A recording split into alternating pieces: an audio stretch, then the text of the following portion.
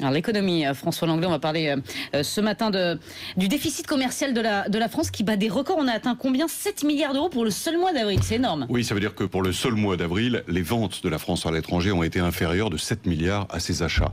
Jamais les comptes de la France, les comptes extérieurs de la France n'ont été aussi dégradés au plan commercial sur un seul mois. Ça veut dire que sur l'ensemble de l'année 2011, on a toute chance de battre le record précédent, qui d'ailleurs est tout frais puisqu'il datait de 2010. En réalité, depuis 2000, les comptes extérieurs français n'ont cessé de se détériorer.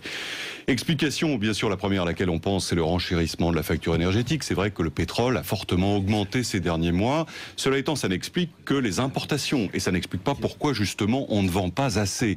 La meilleure preuve, c'est que l'Allemagne, dans le même temps, continue à engranger des excédents important qu'avant, mais quand même 12 milliards pour le seul mois d'avril. Mais alors comment vous expliquez ce grand écart qu'il y a entre l'économie française et l'économie allemande? L'euro était pourtant censé favoriser la convergence des deux économies. C'est ce qu'on disait, Pascal. C'est ce qu'on disait, c'est ce qu'on pensait avant l'euro. En réalité, sur les 12 derniers mois, c'est vrai que justement, moins 60 milliards pour la France, plus 150 milliards pour l'Allemagne, c'est une différence considérable. En fait, l'euro, c'est bien sûr la monnaie unique pour plusieurs pays.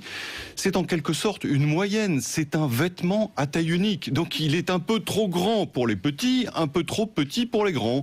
Autrement dit, le taux de change de l'euro, eh bien pour la France, qui n'est pas super compétitive, il est un peu pénalisant, il nous empêche de vendre davantage, alors que pour l'Allemagne, qui est super compétitive, il n'est pas assez élevé, et il rend l'Allemagne encore plus compétitive en lui permettant justement d'engranger les excédents. Ça veut dire quoi? Que l'industrie française, finalement, est moins performante, c'est ça? Oui, c'est vrai que quels que soient les marchés qu'on considère, quels que soient les secteurs qu'on considère, justement, les parts de marché de la France se sont détériorées. Même l'auto est devenu déficitaire.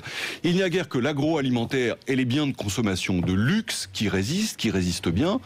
La maroquinerie et le blé, c'est bien, mais c'est un peu court pour défendre les couleurs de l'industrie française dans une économie mondialisée.